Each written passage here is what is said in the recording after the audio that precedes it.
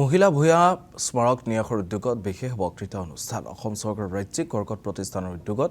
বিশেষ সম্বৰ্ধনা সভা চিকিৎসক আৰু ৰোগীৰ মাজৰ দূৰত্ব কমৰ লক্ষ্যৰে স্মাৰক বক্তৃতা অনুষ্ঠান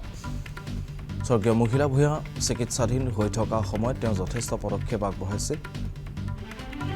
তেওঁ সেৱা শুশ্ৰূষাৰ কৃতজ্ঞতা প্ৰকাশ কৰি জিএমচিএইচ কেঞ্চাৰ হস্পিটালে চিকিৎসা কৰ্মীসকলক সম্বৰ্ধনা জনায় চিকিৎসকৰ পৰা নাৰ্ছ সাফাই কৰ্মী সকলোকে কৃতজ্ঞতা মহিলা ভূঞা পৰিয়ালৰ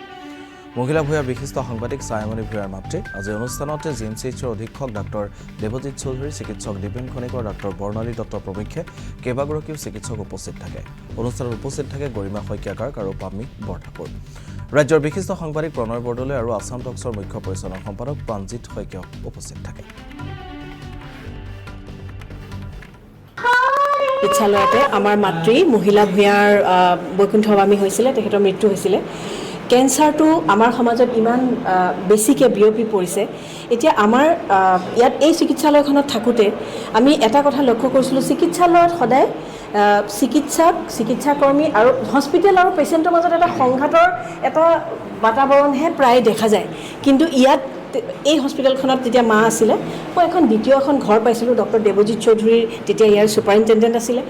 এই চিকিৎসালয়খনত আমি অন্য এখন ঘৰৰ নিচিনাকৈ এটা আত্মীয় স্বজন নিচিনাকৈ আমি এটা পৰিয়াল পাইছিলোঁ মই ভাবোঁ যে কেঞ্চাৰৰ কাৰণে যিসকলে সদায় কাম কৰি থাকে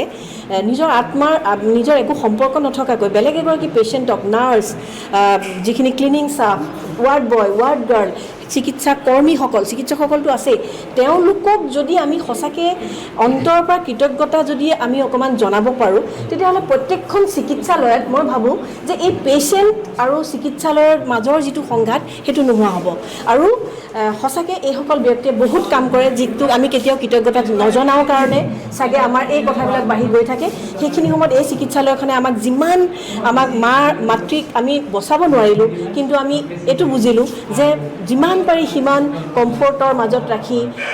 যন্ত্ৰণামুক্ত কৰি অকণমান কম যন্ত্ৰণাৰে যদি তেখেতক বিদায় দিব পাৰোঁ তাতকৈ ভাল কথা আৰু একো হ'ব নোৱাৰে সেইটো উদ্দেশ্যৰে আজি আমি এই অনুষ্ঠানটো কৰিছোঁ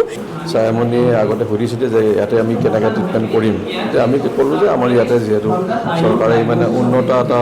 ব্যৱস্থা কৰিছে ৰাজ্যিক কৰ্কট প্ৰতিষ্ঠানত তেওঁ সেইটো সুযোগ ল'ব লাগে আৰু সেইমতে আমাৰ কথা শুনি যদিও তেওঁ এবাৰ বাহিৰত গৈছিলে কিন্তু তেওঁলোকক তাৰ পৰাও ক'লে যে ৰাজ্যিক কৰ্কট প্ৰতিষ্ঠানতে গোটেইখিনি যি ব্যৱস্থা আছে সেইখিনি অতি উন্নতম আৰু সেইখিনি তেওঁ গ্ৰহণ কৰিব লাগে সেইবাবে তেওঁ ইয়াতে আহিলে আমি ট্ৰিটমেণ্টখিনি কৰিলোঁ যিখিনি আমি পাৰিলোঁ কৰিলোঁ